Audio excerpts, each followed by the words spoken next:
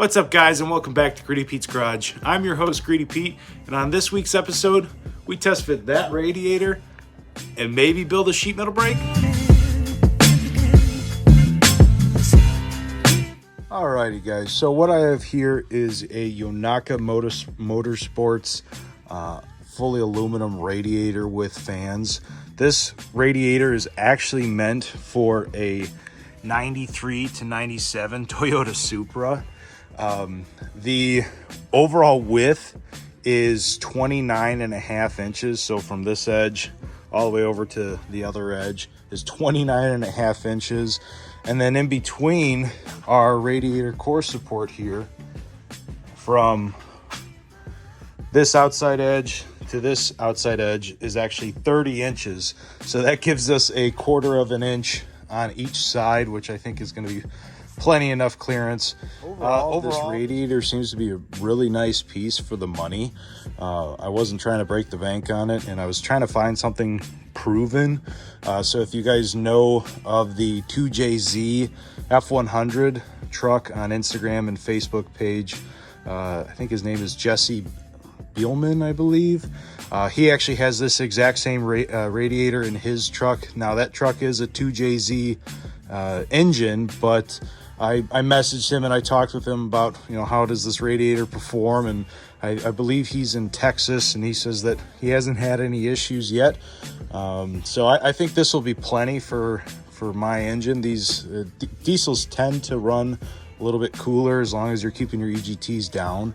But yeah, we're gonna give this a go, see how it works. It actually has the outlet sizes and the location that I need for my engine, so that works out perfectly.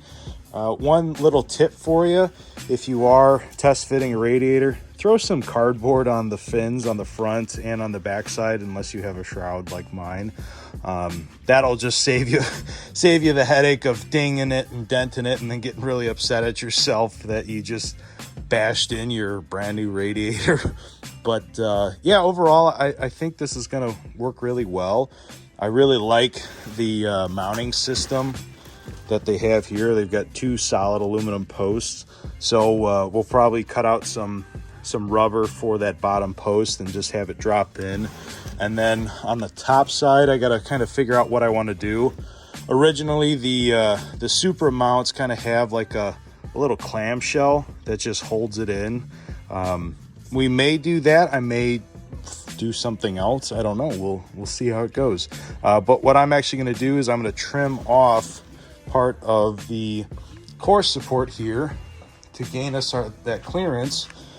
So I'm going to just trim this flush on both sides, and then we'll be able to test fit our radiator.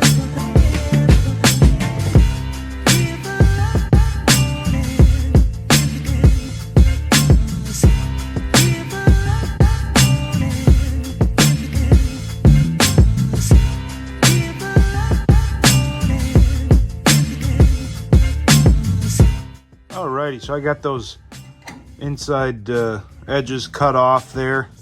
Actually came out pretty good.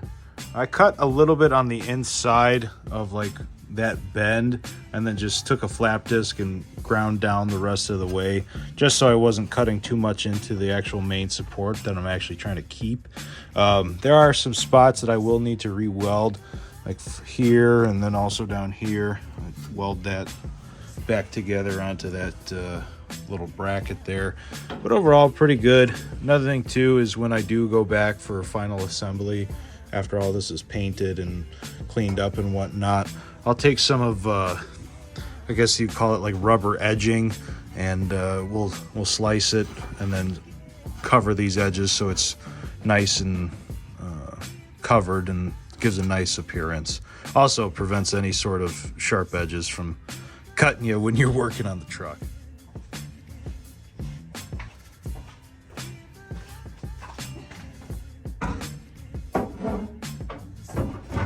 Oh, buddy.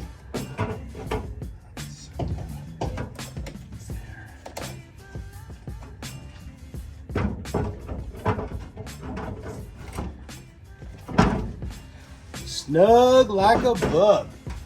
Sweet. That fits really well.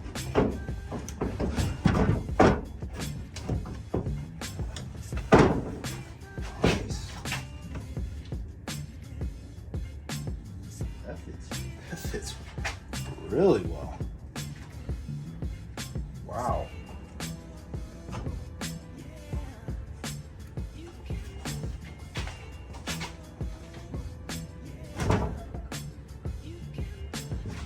I'm gonna get something to hold this in place, and then I can take a step back and look at this, but that fits perfectly in between the original core support. I mean, I don't see any issues side to side. And in terms of front to back or up and down, this fits great. Awesome. All righty.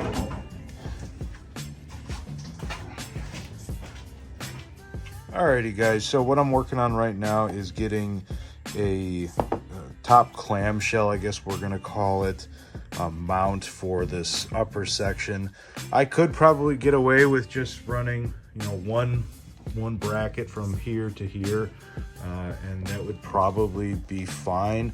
But just like everything else, you start to do it and then you realize, you know what, let's just spend a little bit more time and kind of dial this thing in. So what I ended up doing, I kind of got ahead of myself a little bit. I went to Metal Supermarket, picked up a piece of remnant, 1.5 inch tube. I've got a whole section over there actually, but ended up picking up that section of tube there, and then cut a section off just a little bit past center, and ended up fitting it on here just to see how it kind of was doing, and it fits pretty well. I'm going to grind off a little bit more on the back side here. Let's see here.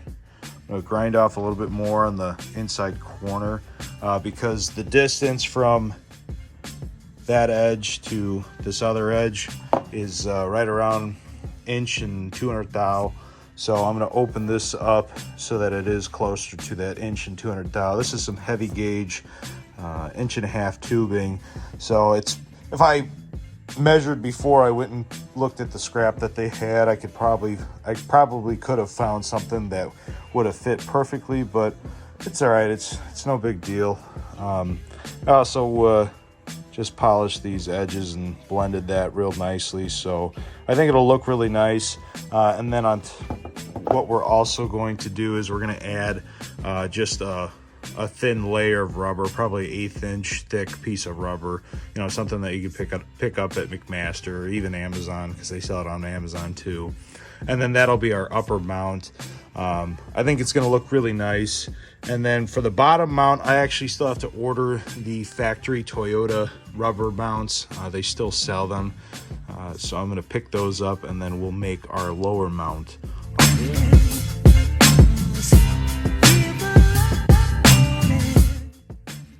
Got both of the top hats or top clamshells, whatever you want to call them, done, cleaned up, blended out real nicely.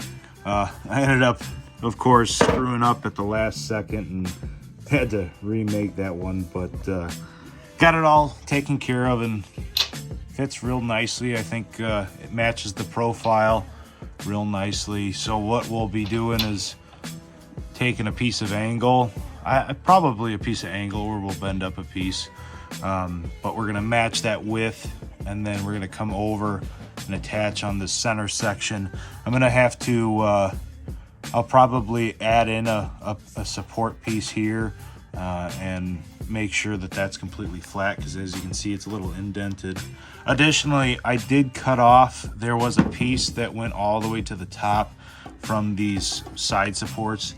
I ended up just drilling those spot welds out and pulling off that remainder piece. So I'll grind that flush, and then that'll look all real nice and factory. But yeah, these are the wheels that I use for any sort of blending that I do on my parts.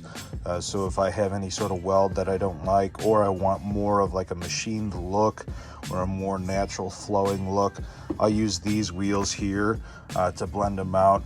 These wheels are very expensive. These are anywhere from $60 to $100 a piece, but they are very, very good. But I have been trying the Amazon brand, this Ama Cupid. It's been holding up so far. I have the harder version, or the harder stiffness on there right now. It does wear down a little bit faster, but these are, I think, $11 versus $65 to $100 a piece. So if you are looking for something that you want to blend out your parts a little bit nicer, or remove any sort of grinding marks or anything like that, I highly recommend those wheels, because as you can see, I mean, this gives a great finish in my opinion.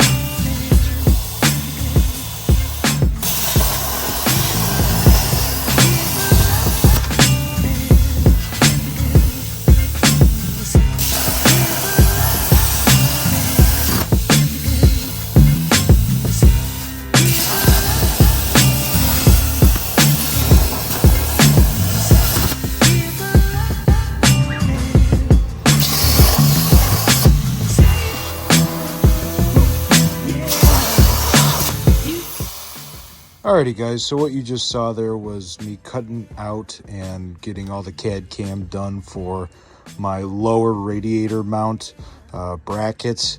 Essentially what I'm doing is I've got my my top portion, and then underneath it's going to be completely supported. I'm going to weld all these up. I could bend them, but I just don't have the equipment for that yet. And I don't know if the bender that I'll be making will be able to bend 1/8 inch. I mean, 1/8 inch is quite a bit of material for a non-hydraulic bender. So we'll see. We're going to be making it pretty beefy, but I'm not holding my breath for 1/8 inch. That's not what that tool is going to be meant for. But anyway, I absolutely love that table. I'm so happy that I bought it. As you can see, I mean, the cut quality on this for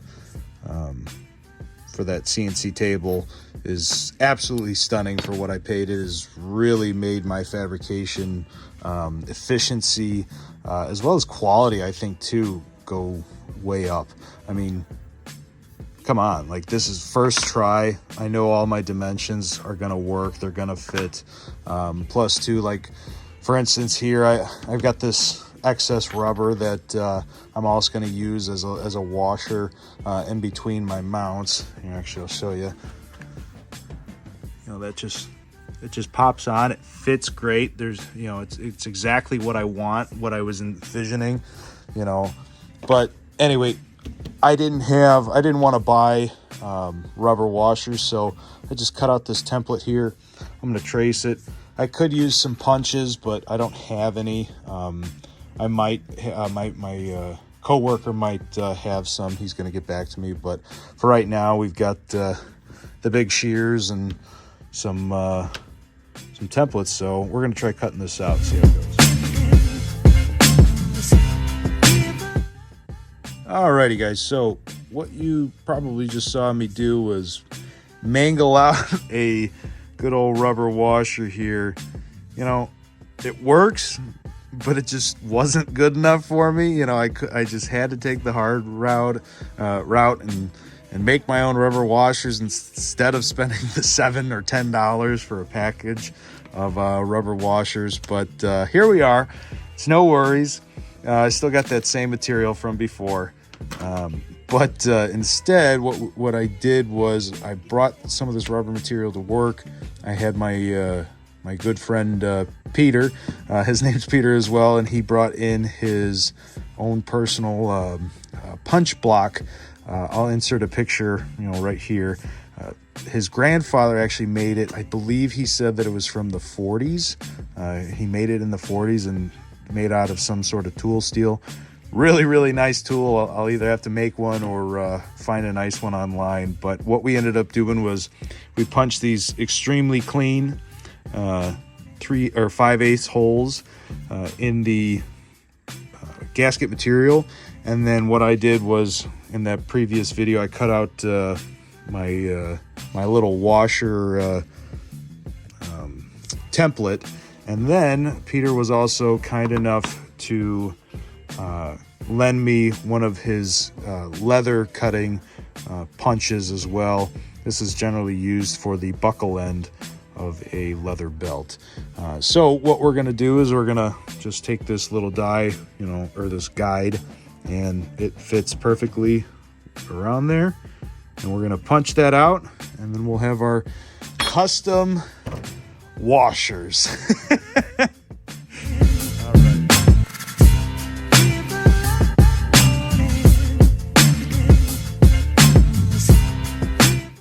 Alrighty, so as you can see, after my awesome camera mount there, got these guys all cut out. I have a little nubs on either side, but that's just because this is meant to cut a width that's actually smaller than the overall width, so there was a little bit of mismatch, but that's okay. These are adhesive backed as well, so I am going to pull that the sticky liner off, and we'll get those on there and get back to making the lower mounts.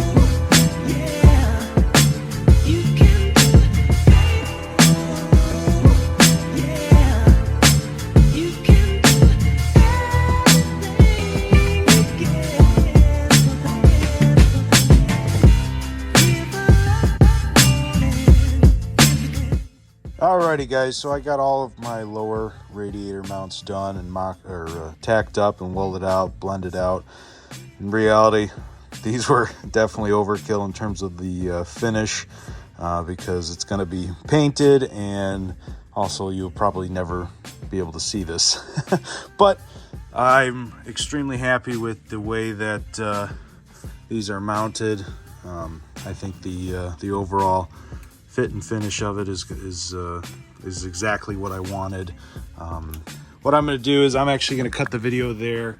I'm going to get on in the next video. You'll see me mounting the radiator, getting all those top and the top mounts and the lower mounts tacked in, welded in. Also that other little filler plate at the top side.